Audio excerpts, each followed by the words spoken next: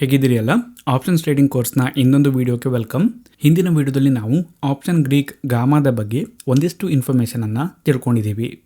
ಗಾಮಾದಿಂದಾಗಿ option ಪ್ರೈಸಿನ ಮೇಲೆ ಯಾವ ರೀತಿ ಎಫೆಕ್ಟ್ ಆಗುತ್ತೆ ಅಂತ ನಾವು ಸ್ಟಡಿ ಮಾಡಿದ್ದೀವಿ.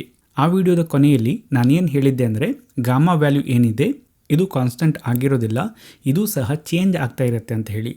ಸೊ ಇವತ್ತಿನ ವಿಡಿಯೋದಲ್ಲಿ ನಾವು ಯಾವ ಫ್ಯಾಕ್ಟರ್ಗಳು ಈ ಒಂದು ಗಾಮಾ ವ್ಯಾಲ್ಯೂನ ಮೇಲೆ ಯಾವ ರೀತಿ ಎಫೆಕ್ಟನ್ನು ಬೀರ್ತವೆ ಅಂತ ಡಿಸ್ಕಸ್ ಮಾಡೋಣ. ಅದರ ಜೊತೆಗೆ ಕೊನೆಯಲ್ಲಿ ನಾನು ಗಾಮಾ ಬ್ಲಾಸ್ಟ್ ಆಗೋದು ಅಂದರೆ ಏನು ಅಂತಲೂ ಸಹ ಡಿಸ್ಕಸ್ ಮಾಡ್ತೀನಿ.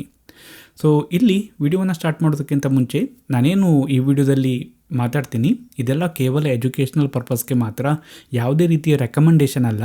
ನನ್ನ ಈ ಕೋರ್ಸ್ ಕಂಪ್ಲೀಟಾಗಿ ಫ್ರೀ ಆಗಿರುತ್ತೆ. ನೀವು ನನ್ನ ವಿಡಿಯೋಸ್ಗಳನ್ನು ಲೈಕ್ ಮತ್ತು ಶೇರ್ ಮಾಡೋದ್ರ ಮೂಲಕ, ಅದೇ ರೀತಿ ನನ್ನ ಚಾನಲ್ಗೆ ಸಬ್ಸ್ಕ್ರೈಬ್ ಮಾಡೋದ್ರ ಮೂಲಕ ಸಪೋರ್ಟನ್ನು ಮಾಡಬಹುದು. ಸೊ ಹಿಂದಿನ ವಿಡಿಯೋದಲ್ಲಿ ನಾವೇನು ನೋಡಿದ್ದೀವಿ ಅಂದರೆ ಒಂದು ಅಂಡರ್ಲೈಯಿಂಗ್ ಇನ್ಸ್ಟ್ರೂಮೆಂಟ್, ನಾನಿಲ್ಲಿ ನಿಫ್ಟಿ ಅಂತ ತೊಗೊಂಡ್ರೆ ಈ ಒಂದು ಅಂಡರ್ಲೈಯಿಂಗ್ ಇನ್ಸ್ಟ್ರೂಮೆಂಟ್ಗೆ ಹಲವಾರು ಸ್ಟ್ರೈಕ್ ಪ್ರೈಸ್ಗಳಿರ್ತವೆ. ಪ್ರತಿಯೊಂದು ಸ್ಟ್ರೈಕ್ ಪ್ರೈಸಲ್ಲೂ ಸಹ ಕಾಲ್ ಆಪ್ಷನ್ ಇರುತ್ತೆ ಮತ್ತು ಪುಟ್ ಆಪ್ಷನ್ ಕಾಂಟ್ರಾಕ್ಟ್ ಇರುತ್ತೆ. ಸೊ ಇಲ್ಲಿ ಡೆಲ್ಟಾ ನಮಗೆ ಏನು ಹೇಳುತ್ತಂದರೆ ಅಂಡರ್ಲೈಯಿಂಗ್ ಇನ್ಸ್ಟ್ರೂಮೆಂಟಲ್ಲಿ ಒಂದು ಪಾಯಿಂಟ್ ಮೂವ್ ಆದರೆ ಆಪ್ಷನ್ ಕಾಂಟ್ರಾಕ್ಟಿನ ಬೆಲೆಯಲ್ಲಿ ಎಷ್ಟು ಪಾಯಿಂಟ್ ಮೂವ್ ಆಗುತ್ತೆ ಅಂತ ಡೆಲ್ಟಾದಿಂದ ನಮಗೆ ಗೊತ್ತಾಗುತ್ತೆ. ಅದೇ ಗಾಮಾದಿಂದ ನಮ್ಗೆ ಏನು ಗೊತ್ತಾಗುತ್ತೆ ಅಂದರೆ ಅಂಡರ್ಲೈಯಿಂಗ್ ಇನ್ಸ್ಟ್ರೂಮೆಂಟಲ್ಲಿ ಒಂದು ಪಾಯಿಂಟ್ ಮೂವ್ ಬಂದರೆ ಡೆಲ್ಟಾ ವ್ಯಾಲ್ಯೂವಲ್ಲಿ ಎಷ್ಟು ಚೇಂಜ್ ಆಗುತ್ತೆ ಅಂತ ನಮಗೆ ಗೊತ್ತಾಗುತ್ತೆ. ಸೊ ಇಲ್ಲಿ ಒಂದು ವಿಷಯ ನಮಗೇನು ಗೊತ್ತಿದೆ ಅಂದರೆ ಅಂಡರ್ಲೈಯಿಂಗ್ ಇನ್ಸ್ಟ್ರೂಮೆಂಟಲ್ಲಿ ಒಂದು ಮೂಮೆಂಟ್ ಬಂದರೆ ಎಲ್ಲ ಆಪ್ಷನ್ ಕಾಂಟ್ರಾಕ್ಟ್ಗಳು ಆ ಒಂದು ಮೂಮೆಂಟ್ಗೆ ಒಂದೇ ರೀತಿಯಲ್ಲಿ ರಿಯಾಕ್ಟ್ ಮಾಡೋದಿಲ್ಲ. ಒಂದಿಷ್ಟು ಆಪ್ಷನ್ ಕಾಂಟ್ರಾಕ್ಟ್ಗಳು ಬಹಳ ಜಾಸ್ತಿ ರಿಯಾಕ್ಟ್ ಮಾಡ್ತವೆ, ಒಂದಿಷ್ಟು ಆಪ್ಷನ್ ಕಾಂಟ್ರಾಕ್ಟ್ಗಳು ಕಡಿಮೆ ರಿಯಾಕ್ಟ್ ಮಾಡ್ತವೆ. ಸೊ ಇಲ್ಲಿ ನಾವು ಗಾಮಾದ ಬಗ್ಗೆ ಮಾತಾಡೋದಾದರೆ ಅಂದರೆ ಅಂಡರ್ಲೈಯಿಂಗ್ ಇನ್ಸ್ಟ್ರೂಮೆಂಟಲ್ಲಿ ಒಂದು ಪಾಯಿಂಟ್ ಮೂವ್ ಬಂದರೆ ಡೆಲ್ಟಾ ಎಷ್ಟು ಚೇಂಜ್ ಆಗುತ್ತೆ ಅಂತ ನಾವು ಮಾತಾಡೋದಾದರೆ ಇಲ್ಲಿಯೂ ಸಹ ಹಾಗೆ ಈ ಒಂದು ಗಾಮಾ ವ್ಯಾಲ್ಯೂ ಏನಿದೆ ಅಥವಾ ಈ ಡೆಲ್ಟಾ ಚೇಂಜ್ ಆಗೋದೇನಿದೆ ಇದು ಸಹ ಒಂದೇ ರೀತಿ ಆಗೋದಿಲ್ಲ ಎಲ್ಲ ಆಪ್ಷನ್ ಕಾಂಟ್ರಾಕ್ಟ್ಗಳಿಗೆ. ಪ್ರತಿಯೊಂದು ಆಪ್ಷನ್ ಕಾಂಟ್ರಾಕ್ಟಿನ ಗಾಮಾ ವ್ಯಾಲ್ಯೂ ಒಂದೇ ರೀತಿ ಚೇಂಜ್ ಆಗೋದಿಲ್ಲ. ಸೊ ಇಲ್ಲಿ ಸಪೋಸ್ ನಾನು ಈ ಒಂದು ನಿಫ್ಟಿ ಏನಿದೆ ಇದಕ್ಕೆ ಈ ಒಂದು ಸ್ಟ್ರೈಕ್ ಪ್ರೈಸನ್ನು ATM ಅಂತ ತಗೊಂಡ್ರೆ, ನಾನು ಕಾಲ್ ಆಪ್ಷನನ್ನು ಕನ್ಸಿಡರ್ ಮಾಡೋದಾದರೆ ಈ ಒಂದಿಷ್ಟು ಸ್ಟ್ರೈಕ್ ಪ್ರೈಸ್ಗಳು ITM ಆಗ್ತವೆ. ಇಲ್ಲಿ ಈ ಒಂದು ಸ್ಟ್ರೈಕ್ ಪ್ರೈಸಿನ ಆಚೆಗೇನೊಂದು ಸ್ಟ್ರೈಕ್ ಪ್ರೈಸ್ಗಳಿದ್ದಾವೆ, ಅವುಗಳು deep in the money option ಕಾಂಟ್ರಾಕ್ಟ್ಗಳಾಗ್ತವೆ. ಅದೇ ರೀತಿ ಇಲ್ಲಿ OTM ಆಗುತ್ತೆ, ನಂತರ ಡೀಪ್ OTM ಆಗುತ್ತೆ. ಸೊ ಇಲ್ಲಿ ಕ್ವಶನ್ ಇರೋದೇನಪ್ಪ ಅಂದರೆ ಈ ಒಂದು ಗಾಮಾ ವ್ಯಾಲ್ಯೂ ಏನಿದೆ ಇದು ಯಾವ ಸ್ಟ್ರೈಕ್ ಪ್ರೈಸ್ಗಳಲ್ಲಿ ಜಾಸ್ತಿ ಇರುತ್ತೆ, ಯಾವ ಸ್ಟ್ರೈಕ್ ಪ್ರೈಸ್ಗಳಲ್ಲಿ ಕಡಿಮೆ ಇರುತ್ತೆ. ನೀವು ಇದ್ರ ಬಗ್ಗೆ ಒಮ್ಮೆ ಥಿಂಕ್ ಮಾಡಿ, ಗಾಮಾ ಅಂದರೆ ಏನು, ಡೆಲ್ಟಾ ಅಂದರೆ ಏನು ಅಂತ ಒಮ್ಮೆ ಯೋಚನೆ ಮಾಡಿ, ನಂತರ ನೀವು ಇಲ್ಲಿ ಆನ್ಸರ್ ಮಾಡಿ. ಗಾಮಾ ವ್ಯಾಲ್ಯೂ ITMಗಳಲ್ಲಿ ಜಾಸ್ತಿ ಇರುತ್ತಾ, ATMಲ್ಲಿ ಜಾಸ್ತಿ ಇರುತ್ತಾ ಅಥವಾ OTMಲ್ಲಿ ಜಾಸ್ತಿ ಇರುತ್ತಾ? ನಾನಿಲ್ಲಿ ಈಗ ಡಿಸ್ಕಸ್ ಮಾಡಲಿಕ್ಕೆ ಹೊರಟಿರೋದು ಯಾವುದ್ರ ಬಗ್ಗೆ ಅಂತ ಹೇಳಿದರೆ ಮನಿನೆಸ್ ಆಫ್ ಆಪ್ಷನ್ ಮತ್ತು ಗಾಮಾ ವ್ಯಾಲ್ಯೂನ ಬಗ್ಗೆ. ಇವುಗಳು ಯಾವ ರೀತಿ ಇರ್ತವೆ ಅಂತ. ಸೊ ಇಲ್ಲಿ ನೀವು ಯೋಚನೆ ಮಾಡಿದಾಗ ನಿಮಗೆ ಒಂದು ಆನ್ಸರ್ ಬಂದಿರಬಹುದು. ಏನಪ್ಪ ಅಂದರೆ ಅಂಡರ್ಲೈಯಿಂಗ್ ಇನ್ಸ್ಟ್ರೂಮೆಂಟಲ್ಲಿ ಮೂವ್ ಆದಾಗ ಹೆಚ್ಚು ಡೆಲ್ಟಾ ಚೇಂಜ್ ಆಗುವ ಆಪ್ಷನ್ ಕಾಂಟ್ರಾಕ್ಟ್ಗಳು ಯಾವುದು ಅಂತ ಕೇಳಿದರೆ ATMಗೆ ಆಸುಪಾಸಲ್ಲಿರೋ ಆಪ್ಷನ್ ಕಾಂಟ್ರಾಕ್ಟ್ಗಳು. ಸೊ ಹಾಗಾಗಿ ಇಲ್ಲಿ ಡೆಲ್ಟಾ ವ್ಯಾಲ್ಯೂ ಜಾಸ್ತಿ ಚೇಂಜ್ ಆಗುತ್ತೆ. ಸೊ ಹಾಗಾಗಿ ಗಾಮಾ ವ್ಯಾಲ್ಯೂ ATM ಆಸುಪಾಸಲ್ಲಿ ಜಾಸ್ತಿ ಇರಬಹುದು ಅಂತ ನೀವು ಯೋಚನೆ ಮಾಡಿರ್ಬೋದು. ಅದು ಆ್ಯಕ್ಚುಲಿ ಕರೆಕ್ಟ್ ಆಗಿರೋದು. ಸೊ ನಾನಿಲ್ಲಿ ರಿಯಲ್ ಮಾರ್ಕೆಟಲ್ಲಿ ನಿಮಗೆ ತೋರಿಸೋದಾದರೆ ನಾನೊಂದು ಆಪ್ಷನ್ ಚೈನನ್ನು ಓಪನ್ ಮಾಡಿ ಇಟ್ಕೊಂಡಿದ್ದೀನಿ. ಸೊ ಇಲ್ಲಿ ನಿಫ್ಟಿ ಈಗ ಎಷ್ಟರಲ್ಲಿದೆ ಅಂದರೆ 25,471ರಲ್ಲಿದೆ. ಸೊ ಹಾಗಾಗಿ ATM ಸ್ಟ್ರೈಕ್ ಯಾವುದಾಗುತ್ತೆ ಅಂತ ನಾನು ನೋಡೋದಾದರೆ 25,450 ಆಗುತ್ತೆ. ಸೊ ಇಲ್ಲಿ ಎಡಗಡೆಯಲ್ಲಿ ಕಾಲ್ ಆಪ್ಷನ್ ಕಾಂಟ್ರಾಕ್ಟ್ಗಳಿದ್ದಾವೆ, ಬಲಗಡೆಯಲ್ಲಿ ಪುಟ್ ಆಪ್ಷನ್ ಕಾಂಟ್ರಾಕ್ಟ್ಗಳಿದ್ದಾವೆ. ಸೊ ನಾವು ಕಾಲ್ ಆಪ್ಷನ್ ಕಾಂಟ್ರಾಕ್ಟ್ಗಳನ್ನು ನೋಡೋದಾದರೆ ಇಲ್ಲಿ ಗಾಮಾ ವ್ಯಾಲ್ಯೂ ಡಿಸ್ಪ್ಲೇ ಆಗ್ತಾಯಿದೆ. ಸೊ ನಾನು ಕಾಲ್ ಆಪ್ಷನ್ಗೆ ATM ಗಾಮಾ ವ್ಯಾಲ್ಯೂನ ನೋಡೋದಾದರೆ ಇಲ್ಲಿ 0.0013 ಇದೆ. ಅದೇ ರೀತಿ ಇಲ್ಲಿ ATM ಸ್ಟ್ರೈಕ್ ಪ್ರೈಸಿನ ಅಕ್ಕಪಕ್ಕದ ಆಪ್ಷನ್ ಕಾಂಟ್ರಾಕ್ಟ್ಗಳಲ್ಲಿಯೂ ಸಹ ಸಿಮಿಲರ್ ಗಾಮಾನೇ ಇದೆ. ಈ ಒಂದು ಕಾಲ್ ಆಪ್ಷನ್ಗೆ ನಾನು ಇನ್ ದ ಮನಿ ಹೋಗ್ತಾ ಇದ್ದ ಹಾಗೆ ನೀವು ಗಾಮಾ ವ್ಯಾಲ್ಯೂ ಏನಿದೆ ಇದನ್ನು ಒಮ್ಮೆ ನೋಟ್ ಮಾಡ್ತಾಯಿರಿ. ಸೊ ನಾನು ಇನ್ ದ ಮನಿ ಹೋಗ್ತಾ ಇದ್ದ ಹಾಗೆ ಕಾಲ್ ಆಪ್ಷನ್ಗೆ ಗಾಮಾ ವ್ಯಾಲ್ಯೂ ಕಡಿಮೆ ಆಗ್ತಾ ಬರ್ತಾ ಇದೆ, ಇದು 0ವನ್ನು ಅಪ್ರೋಚ್ ಮಾಡ್ತಾ ಇದೆ. ಅದೇ ರೀತಿ ನಾನು ಈ ಒಂದು ಕಾಲ್ ಆಪ್ಷನ್ಗೆ OTM ಕಡೆ ಹೋಗ್ತಾ ಇದ್ದ ಹಾಗೆಯೂ ಸಹ ಗಾಮಾ ವ್ಯಾಲ್ಯೂ ಕಡಿಮೆ ಆಗ್ತಾ ಬರುತ್ತೆ, ಇದು 0ವನ್ನು ಅಪ್ರೋಚ್ ಮಾಡುತ್ತೆ. ಅದೇ ರೀತಿ ನಾನು ಪುಟ್ ಆಪ್ಷನ್ಗೆ ಇಲ್ಲಿ ಹೇಳೋದಾದರೆ ಪುಟ್ ಆಪ್ಷನ್ಗೆ ಗಾಮಾ ವ್ಯಾಲ್ಯೂ ಆಲ್ಮೋಸ್ಟ್ 0.0013 ಇದೆ. ಅದರ ಆಸುಪಾಸಲ್ಲೂ ಸಹ ಅದೇ ರೀತಿಯ ವ್ಯಾಲ್ಯೂಗಳು ಇದ್ದಾವೆ. ಇನ್ನು ಈ ಒಂದು ಪುಟ್ ಆಪ್ಷನ್ಗೆ ನಾನು ಇನ್ ದ ಮನಿ ಹೋಗ್ತಾ ಇದ್ದ ಹಾಗೆ ನೀವು ಗಾಮಾ ವ್ಯಾಲ್ಯೂವನ್ನು ನೋಡ್ಬೋದು. ಸೊ ಇಲ್ಲಿ ಇದು 0ವನ್ನು ಅಪ್ರೋಚ್ ಮಾಡ್ತಾ ಇದೆ. ಅದೇ ರೀತಿ ನಾನು ಈ ಒಂದು ಪುಟ್ ಆಪ್ಷನ್ಗೆ OTM ಕಡೆ ಹೋಗ್ತಾ ಇದ್ದ ಹಾಗೇನೂ ಸಹ ಹಾಗೆ ಇದು 0ವನ್ನು ಅಪ್ರೋಚ್ ಮಾಡ್ತಾ ಇದೆ ಈ ಗಾಮಾ ವ್ಯಾಲ್ಯೂ. ಸೊ ಇದರಿಂದ ನಮಗೇನು ಗೊತ್ತಾಗುತ್ತೆ ಅಂದರೆ ಈ ಗಾಮಾ ವ್ಯಾಲ್ಯೂ ಏನಿದೆ ಇದು ATM ಆಸುಪಾಸಲ್ಲಿ ಜಾಸ್ತಿ ಇರುತ್ತೆ. ATM ಇಂದ ದೂರ ಹೋಗ್ತಾ ಇದ್ದ ಹಾಗೆ ಡೀಪ್ ITM ಕಡೆ ಇರ್ಬೋದು ಅಥವಾ ಡೀಪ್ OTM ಕಡೆ ಇರ್ಬೋದು, ಇದು 0ವನ್ನು ಅಪ್ರೋಚ್ ಮಾಡುತ್ತೆ ಅಂತ ಹೇಳಿ. ಸೊ ಯಾಕೆ ಅಂದರೆ ಅಂಡರ್ಲೈಯಿಂಗ್ ಇನ್ಸ್ಟ್ರೂಮೆಂಟಲ್ಲಿ ಒಂದು ಪಾಯಿಂಟ್ ಮೂವ್ ಬಂದಾಗ ಡೆಲ್ಟಾದಲ್ಲಿ ಹೆಚ್ಚು ರಿಯಾಕ್ಷನ್ ATM ಆಸುಪಾಸಲ್ಲಿ ಆಗುತ್ತೆ, ಜಾಸ್ತಿ ರಿಯಾಕ್ಷನ್ ATMಲ್ಲೇ ಆಗುತ್ತೆ. ಅದೇ ATM ಇಂದ ದೂರ ಹೋಗ್ತಾ ಇದ್ದ ಹಾಗೆ ITM ಕಡೆ ಹೋಗ್ತಾ ಇದ್ದ ಹಾಗೆ ಅಥವಾ OTM ಕಡೆ ಹೋಗ್ತಾ ಇದ್ದ ಹಾಗೆ ಆ ಒಂದು ಪಾಯಿಂಟ್ ಮೂವಿಗೆ ಇನ್ನೊಂದು ರಿಯಾಕ್ಷನ್ ಏನೇನಿದೆ ಅದು ಕಡಿಮೆ ಆಗ್ತಾ ಬರುತ್ತೆ. ಯಾಕೆ ಅಂದರೆ ATM ಆಸುಪಾಸಲ್ಲಿರೋ ಸ್ಟ್ರೈಕ್ ಪ್ರೈಸ್ಗಳು ಇನ್ ದ ಮನಿ ಆಗ್ಬೋದು, ಔಟ್ ಆಫ್ ದ ಮನಿ ಆಗ್ಬೋದು. ಆ ಒಂದು ಪಾಯಿಂಟ್ ಮೂಮೆಂಟಿಂದ ಅವುಗಳ ಮೇಲೆ ಚೇಂಜ್ ಜಾಸ್ತಿ ಇರುತ್ತೆ. ಅದೇ ಇನ್ ದ ಮನಿ ಆಗಿರೋ ಆಪ್ಷನ್ ಕಾಂಟ್ರಾಕ್ಟ್ಗಳು ಆಲ್ರೆಡಿ ಇನ್ ದ ಮನಿ ಇದ್ದಾವೆ, ಜಸ್ಟ್ ಒಂದು ಪಾಯಿಂಟ್ ಮೂವ್ ಆಗಿರೋದ್ರಿಂದ ಅವುಗಳಿಗೆ ಏನೂ ಎಫೆಕ್ಟ್ ಆಗೋದಿಲ್ಲ. ಸೊ ಡೆಲ್ಟಾ ವ್ಯಾಲ್ಯೂ ಚೇಂಜ್ ಆಗೋದಿಲ್ಲ ಜಾಸ್ತಿ, ಗಾಮಾ ವ್ಯಾಲ್ಯೂ 0ವನ್ನು ಅಪ್ರೋಚ್ ಮಾಡ್ತಾ ಬರುತ್ತೆ.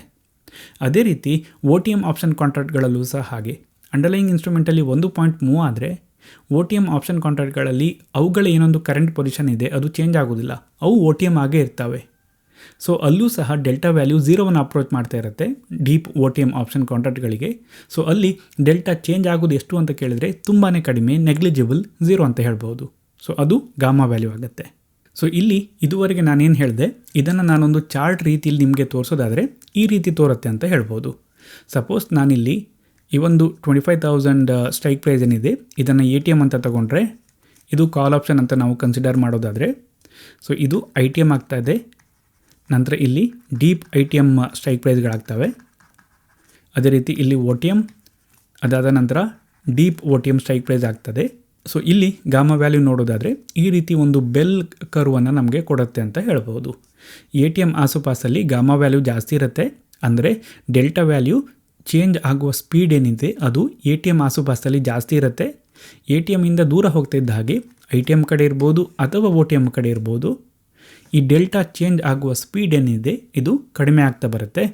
ಇದು ನಾವು ತುಂಬಾ ಡೀಪ್ ITM ಅಥವಾ ಡೀಪ್ OTM ಹೋಗ್ತಾ ಇದ್ದ ಹಾಗೆ 0ವನ್ನು ಅಪ್ರೋಚ್ ಮಾಡುತ್ತೆ ಅಂತ ಹೇಳ್ಬೋದು. ಸೊ ಇದು ನಿಮಗೆ ಅರ್ಥ ಆಯಿತು ಅಂತ ನಾನಿಲ್ಲಿ ಅನ್ಕೋತಾ ಇದ್ದೀನಿ. ಸೊ ನೆಕ್ಸ್ಟ್ ನಾನಿಲ್ಲಿ ಡಿಸ್ಕಸ್ ಮಾಡಲಿಕ್ಕೆ ಹೊರಟಿರೋದು ಯಾವುದ್ರ ಬಗ್ಗೆ ಅಂತ ಕೇಳಿದರೆ ಈ ಒಂದು ಟೈಮ್ ವ್ಯಾಲ್ಯೂ ಏನಿದೆ ಇದರ ಎಫೆಕ್ಟ್ ಗಾಮಾದ ಮೇಲೆ ಯಾವ ರೀತಿ ಇರುತ್ತೆ ಅಂತ ಹೇಳಿ. ನಮಗೆ ಈಗ ಮನಿನೆಸ್ ಆಫ್ ಆಪ್ಷನ್ ಮತ್ತು ಗಾಮಾ ವ್ಯಾಲ್ಯೂ ಯಾವ ರೀತಿ ಇರುತ್ತೆ ಅಂತ ಗೊತ್ತಾಗಿದೆ. ATM ಆಸುಪಾಸಲ್ಲಿ ಗಾಮಾ ವ್ಯಾಲ್ಯೂ ಜಾಸ್ತಿ ಇರುತ್ತೆ ಅಂತ ಹೇಳಿ. ಸೊ ಈಗ ನಾವು ಟೈಮ್ ವ್ಯಾಲ್ಯೂನ ಬಗ್ಗೆ ಡಿಸ್ಕಸ್ ಮಾಡೋದಾದರೆ ಅಂದರೆ ಈ ಒಂದು ಆಪ್ಷನ್ ಕಾಂಟ್ರಾಕ್ಟ್ಗಳು ಎಕ್ಸ್ಪೈರ್ ಆಗಲಿಕ್ಕೆ ಜಾಸ್ತಿ ಟೈಮ್ ಇರುವಾಗ ಗಾಮಾ ವ್ಯಾಲ್ಯೂ ಯಾವ ರೀತಿ ಇರುತ್ತೆ, ಈ ಒಂದು ಆಪ್ಷನ್ ಕಾಂಟ್ರಾಕ್ಟ್ಗಳು ಎಕ್ಸ್ಪೈರ್ ಆಗಲಿಕ್ಕೆ ಕಡಿಮೆ ಟೈಮ್ ಉಳಿದ ಹಾಗೆ ಯಾವ ರೀತಿ ಇರುತ್ತೆ ಗಾಮಾ ವ್ಯಾಲ್ಯೂ ಅಂತ ಹೇಳಿ. ಸೊ ಯಾವ ರೀತಿ ಇರುತ್ತೆ ಅಂತ ನಾನು ಹೇಳೋದಾದರೆ ನಾನಿಲ್ಲಿ ಒಂದು ಸಣ್ಣ ಒಂದು ಅಪ್ಲಿಕೇಶನನ್ನು ಡೆವಲಪ್ ಮಾಡಿದ್ದೀನಿ ನಿಮಗೆ ಇದನ್ನು ಎಕ್ಸ್ಪ್ಲೈನ್ ಮಾಡಲಿಕ್ಕೆ. ಸೊ ಇಲ್ಲಿ ಈ ಒಂದು ಆಪ್ಷನ್ ಕಾಂಟ್ರಾಕ್ಟ್ ನಾನಿಲ್ಲಿ ಕಾಲ್ ಆಪ್ಷನ್ ಅಂತ ಟ್ರೀಟ್ ಮಾಡ್ತಾ ಇದ್ದೀನಿ. ಇದು ಎಕ್ಸ್ಪೈರ್ ಆಗಲಿಕ್ಕೆ ಒಂದು 7 ದಿನ ಇದೆ ಅಂತ ನಾನು ಕನ್ಸಿಡರ್ ಮಾಡ್ತಾ ಇದ್ದೀನಿ. ಸೊ ಆಗ ನಮ್ಮ ಗಾಮಾ ವ್ಯಾಲ್ಯೂ ಯಾವ ರೀತಿ ಇರುತ್ತೆ ಅಂತ ಕೇಳಿದರೆ ಈ ರೀತಿ ಇರುತ್ತೆ. ನಾವು ಜಸ್ಟ್ ಈಗ ಡಿಸ್ಕಸ್ ಮಾಡಿದ್ದೀವಿ. ATM ಆಸುಪಾಸಲ್ಲಿ ಗಾಮಾ ವ್ಯಾಲ್ಯೂ ಜಾಸ್ತಿ ಇರುತ್ತೆ, ನಾವು ಡೀಪ್ ITM ಅಥವಾ ಡೀಪ್ OTM ಕಡೆ ಹೋಗ್ತಾ ಇದ್ದ ಹಾಗೆ ಗಾಮಾ ವ್ಯಾಲ್ಯೂ ಕಡಿಮೆ ಆಗ್ತಾ ಹೋಗುತ್ತೆ ಅಂತ ನಮಗೆ ಗೊತ್ತಿದೆ. ಸೊ ಈಗ ನಾನೇನು ಮಾಡ್ತೀನಿ ಅಂದರೆ ಈ ಒಂದು ಗ್ರಾಫ್ ಏನಿದೆ ಇಲ್ಲಿ ಇದರ ಒಂದು ಸ್ನ್ಯಾಪ್ಶಾಟನ್ನು ತಗೊಂಡಿಟ್ಕೊಂಡಿರ್ತೀನಿ. ಸೊ ಈಗ ನಾನು ಈ ಒಂದು ಎಕ್ಸ್ಪೈರಿ ಟೈಮ್ ಏನು ಉಳಿದಿದೆ ಈ ಒಂದು ಕಾಂಟ್ರಾಕ್ಟ್ ಎಕ್ಸ್ಪೈರ್ ಆಗಲಿಕ್ಕೆ ಅದನ್ನು ಕಡಿಮೆ ಮಾಡ್ತಾ ಬರ್ತೀನಿ. ಸೊ ಆಗ ನೀವಿಲ್ಲಿ ಏನು ಆಗ್ತಾ ಇದೆ ಅಂತ ಒಮ್ಮೆ ನೋಡಿ. ಸೊ ಇಲ್ಲಿ ಏನು ಆಗ್ತಾ ಇದೆ ಅಂದರೆ ಆಪ್ಷನ್ ಕಾಂಟ್ರಾಕ್ಟ್ ಏನು ಎಕ್ಸ್ಪೈರ್ ಆಗಲಿಕ್ಕೆ ಟೈಮ್ ಕಡಿಮೆ ಆಗ್ತಾ ಬರ್ತಾ ಇದ್ದ ಹಾಗೆ ಗಾಮಾ ವ್ಯಾಲ್ಯೂ ಎಲ್ಲಿ ಜಾಸ್ತಿ ಆಗ್ತಾ ಹೋಗುತ್ತೆ ಅಂತ ಕೇಳಿದರೆ ATM ಆಸುಪಾಸಲ್ಲಿ ಜಾಸ್ತಿ ಆಗುತ್ತಾ ಹೋಗುತ್ತೆ ಅಂತ ಹೇಳ್ಬೋದು. ಅಂದರೆ ನೀವಿಲ್ಲಿ ಏನೊಂದು ರೆಡ್ ಲೈನಲ್ಲಿ ನೋಡ್ತಾ ಇದ್ದೀರಾ, ಇದು ಗಾಮಾ ವ್ಯಾಲ್ಯೂ ಎಕ್ಸ್ಪೈರ್ ಆಗಲಿಕ್ಕೆ ಜಾಸ್ತಿ ಟೈಮ್ ಇದ್ದಾಗ ರೈಟ್ ನಾವು ಎಕ್ಸ್ಪೈರ್ ಆಗಲಿಕ್ಕೆ ಆವಾಗ ಎಷ್ಟು ಟೈಮ್ ಇತ್ತು ಅದಕ್ಕಿಂತ ಕಡಿಮೆ ಟೈಮ್ ಇದೆ. ಸೊ ಹಾಗಾಗಿ ಗಾಮಾ ವ್ಯಾಲ್ಯೂ ATM ಆಸುಪಾಸಲ್ಲಿ ಜಾಸ್ತಿ ಆಗ್ತಾ ಹೋಗ್ತಾ ಇರುತ್ತೆ. ಯಾಕೆ ಅಂದರೆ ಎಕ್ಸ್ಪೈರ್ ಆಗಲಿಕ್ಕೆ ಟೈಮ್ ಕಡಿಮೆ ಆಗ್ತಾ ಹೋದ ಹಾಗೆ ಆಪ್ಷನ್ ಕಾಂಟ್ರಾಕ್ಟ್ ಏನೊಂದು ATMಲ್ಲಿದ್ದಾವೆ, ATM ಆಸುಪಾಸಲ್ಲಿದ್ದಾವೆ, ಅವುಗಳು ಇನ್ ದ ಮನಿ ಆಗ್ಬೋದು ಅಥವಾ OTM ಆಗ್ಬೋದು. ಅಲ್ಲಿ ಡೆಲ್ಟಾ ಬಹಳ ಕ್ವಿಕ್ಕಾಗಿ ಚೇಂಜ್ ಆಗ್ತಾ ಇರುತ್ತೆ. ನೀವು ಎಕ್ಸ್ಪೈರಿ ದಿನ ಏನಾದರೂ ಟ್ರೇಡನ್ನು ಮಾಡಿದರೆ ನಿಮಗೆ ಇದರ ಅನುಭವ ಇರುತ್ತೆ. ಆಪ್ಷನ್ ಕಾಂಟ್ರಾಕ್ಟಿನ ಬೆಲೆ ಬಹಳ ಕ್ವಿಕ್ಕಾಗಿ ಜಾಸ್ತಿ ಆಗುತ್ತೆ ಅಥವಾ ಬಹಳ ಕ್ವಿಕ್ಕಾಗಿ ಕಡಿಮೆ ಆಗುತ್ತೆ. ಯಾಕಂದರೆ ಎಕ್ಸ್ಪೈರಿ ಆಗುವಾಗ ಆ ಒಂದು option contract in the money ಆಗ್ಬೋದು ಅಥವಾ ಒ ಟಿ ಎಮ್ ಆಗಿ ಎಕ್ಸ್ಪೈರ್ ಆಗ್ಬೋದು. ಸೊ ಹಾಗಾಗಿ ಪ್ರೀಮಿಯಮಲ್ಲಿ ಫ್ಲಕ್ಚುಯೇಷನ್ ಜಾಸ್ತಿ ಇರುತ್ತೆ. ಫ್ಲಕ್ಚುಯೇಷನ್ ಜಾಸ್ತಿ ಆಗ್ತಾ ಇರುತ್ತೆ ಅಂದರೆ ಅರ್ಥ ಏನು, ಡೆಲ್ಟಾ ವ್ಯಾಲ್ಯೂ ಬಹಳ ಕ್ವಿಕ್ಕಾಗಿ ಚೇಂಜ್ ಆಗುತ್ತೆ ಅಂತ ಹೇಳಿ.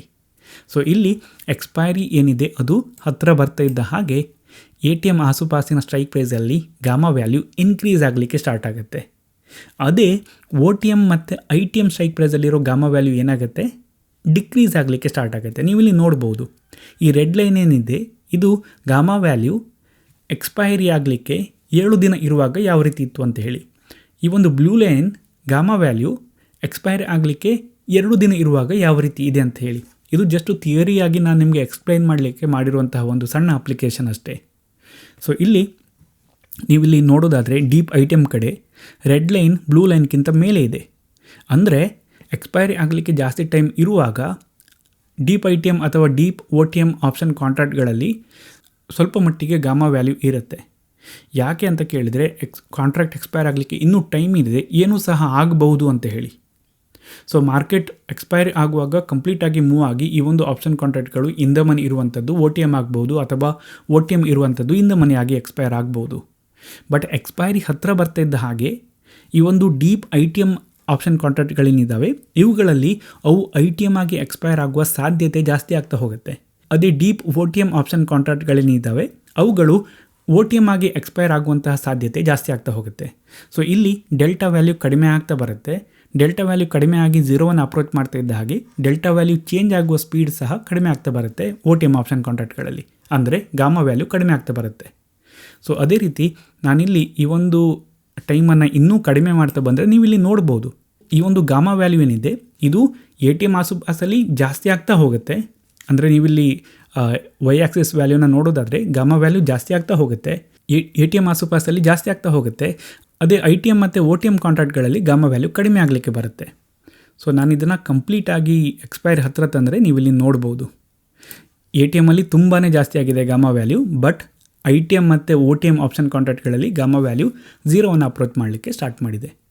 ಯಾಕೆ ಅಂದರೆ ಎಕ್ಸ್ಪೈರಿ ಹತ್ತಿರ ಬರ್ತಿದ್ದ ಹಾಗೆ ಎ ಟಿ ಎಮ್ ಆಸುಪಾಸಲ್ಲಿರೋ ಆಪ್ಷನ್ ಕಾಂಟ್ರಾಕ್ಟ್ಗಳು ಇನ್ ದ ಮನಿ ಆಗ್ಬೋದು ಅಥವಾ ಒ ಟಿ ಎಮ್ ಆಗಿ ಎಕ್ಸ್ಪೈರ್ ಆಗ್ಬೋದು.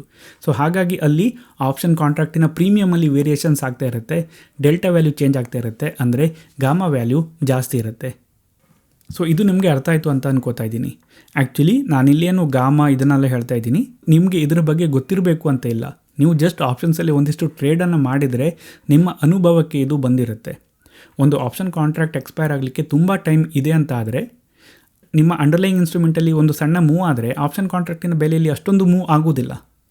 ಅದೇ ಎಕ್ಸ್ಪೈರಿ ದಿನ ಹತ್ತಿರ ಬರ್ತಾ ಇದ್ದ ಹಾಗೆ ನೀವೇನಾದರೂ ಎ ಟಿ ಎಮ್ಮನ್ನು ಬೈ ಮಾಡಿದರೆ ಅಂಡರ್ಲೈಯಿಂಗ್ ಇನ್ಸ್ಟ್ರೂಮೆಂಟಲ್ಲಿ ಸಣ್ಣ ಮೂವ್ ಬಂದರೂ ಸಹ ಆಪ್ಷನ್ ಕಾಂಟ್ರಾಕ್ಟಿನ ಬೆಲೆ ಬಹಳ ಕ್ವಿಕ್ಕಾಗಿ ರೈಸ್ ಆಗುತ್ತೆ ಅಥವಾ ಡಿಕ್ರೀಸ್ ಆಗುತ್ತೆ. ಸೊ ಇದನ್ನು ನೀವು ಅಬ್ಸರ್ವ್ ಮಾಡಿರ್ತೀರ. ಸೇಮ್ ಥಿಂಗನ್ನೇ ನಾನು ಇಲ್ಲಿ ಹೇಳ್ತಾ ಇರೋದು, ಬಟ್ ನಾನು ಗಾಮಾ ಡೆಲ್ಟಾ ಅಂತ ಒಂದಿಷ್ಟು ವರ್ಡ್ಸ್ಗಳನ್ನು ಯೂಸ್ ಮಾಡಿ ಹೇಳ್ತಾ ಇರೋದಷ್ಟೇ. ಸೊ ಎಕ್ಸ್ಪೈರ್ ಆಗಲಿಕ್ಕೆ ಜಾಸ್ತಿ ಟೈಮ್ ಇರ್ತಾ ಇದ್ದ ಹಾಗೆ ಗಾಮಾ ವ್ಯಾಲ್ಯೂ ಕಡಿಮೆ ಇರುತ್ತೆ. ಮನಿನೆಸ್ನಲ್ಲಿ ಕಂಪೇರ್ ಮಾಡೋದಾದರೆ ಎ ಟಿ ಎಮ್ ಆಸುಪಾಸಲ್ಲಿ ಜಾಸ್ತಿ ಇರುತ್ತೆ ಯಾವಾಗಲೂ. ಐ ಟಿ ಎಮ್ ಮತ್ತು ಒ ಟಿ ಎಮ್ ಕಡೆ ಹೋಗ್ತಾ ಇದ್ದ ಹಾಗೆ ಕಡಿಮೆ ಆಗ್ತಾ ಬರುತ್ತೆ. ಅದೇ ಎಕ್ಸ್ಪೈರಿ ಹತ್ತಿರ ಬರ್ತಾ ಇದ್ದ ಹಾಗೆ ಕಾಂಟ್ರಾಕ್ಟ್ ಎಕ್ಸ್ಪೈರ್ ಆಗಲಿಕ್ಕೆ ಕಡಿಮೆ ಟೈಮ್ ಉಳಿತಾ ಇದ್ದ ಹಾಗೆ ಗಾಮಾ ವ್ಯಾಲ್ಯೂ ಜಾಸ್ತಿ ಆಗಲಿಕ್ಕೆ ಸ್ಟಾರ್ಟ್ ಆಗುತ್ತೆ. ನೀವು ಇಲ್ಲಿ ನೋಡ್ಬೋದು ವೈ ಆಕ್ಸಿಸಲ್ಲಿ ಬೆಲೆ ಜಾಸ್ತಿ ಆಗ್ತಾ ಹೋಗ್ತಾ ಇದೆ. ಅದೇ ರೀತಿ gamma value A T M ಆಸುಪಾಸಲ್ಲಿ ಕನ್ಸಂಟ್ರೇಟ್ ಆಗಲಿಕ್ಕೆ ಸ್ಟಾರ್ಟ್ ಆಗುತ್ತೆ. ಡೀಪ್ ಐ ಟಿ ಎಮ್ ಅಥವಾ deep O T M option ಕಾಂಟ್ರಾಕ್ಟ್ಗಳಲ್ಲಿ ಗಾಮಾ ವ್ಯಾಲ್ಯೂ 0ವನ್ನು ಅಪ್ರೋಚ್ ಮಾಡಲಿಕ್ಕೆ ಸ್ಟಾರ್ಟ್ ಮಾಡುತ್ತೆ. ಸೊ ಇದು ನಿಮಗೆ ಇಲ್ಲಿ ಅರ್ಥ ಆಯಿತು ಅಂತ ನಾನು ಅನ್ಕೋತಾ ಇದ್ದೀನಿ. ಸೊ ನೆಕ್ಸ್ಟ್ ಈಗ ನಾನಿಲ್ಲಿ ಡಿಸ್ಕಸ್ ಮಾಡಲಿಕ್ಕೆ ಹೊರಟಿರೋದು ವಾಲಟಿಲಿಟಿ ಏನಿದೆ ಅದರ ಎಫೆಕ್ಟ್ ಗಾಮಾದ ಮೇಲೆ ಯಾವ ರೀತಿ ಇರುತ್ತೆ ಅಂತ ಹೇಳಿ. ಅಂದರೆ ಅಂಡರ್ಲೈಯಿಂಗ್ ಇನ್ಸ್ಟ್ರೂಮೆಂಟಲ್ಲಿ ವಾಲಟಿಲಿಟಿ ಜಾಸ್ತಿ ಇದ್ದರೆ ಆವಾಗ ಗಾಮಾ ವ್ಯಾಲ್ಯೂ ಯಾವ ರೀತಿ ಇರುತ್ತೆ, ಅದೇ ರೀತಿ ಆಪ್ಷನ್ ಕಾಂಟ್ರಾಕ್ಟಲ್ಲಿ ವಾಲಟಿಲಿಟಿ ಕಡಿಮೆ ಇದ್ದರೆ ಆವಾಗ ಗಾಮಾ ವ್ಯಾಲ್ಯೂ ಯಾವ ರೀತಿ ಇರುತ್ತೆ ಅಂತ ಹೇಳಿ. ಅಗೇನ್ ನಾನಿಲ್ಲಿ ನಿಮಗೆ ಈ ಒಂದು ಅಪ್ಲಿಕೇಶನಲ್ಲಿ ಇದನ್ನು ತೋರಿಸ್ತೀನಿ. ಸೊ ಇಲ್ಲಿ ನಾನು ಈಗ ವಾಲಟಿಲಿಟಿಯ ಬಗ್ಗೆ ಮಾತಾಡ್ತಾ ಇರೋದು.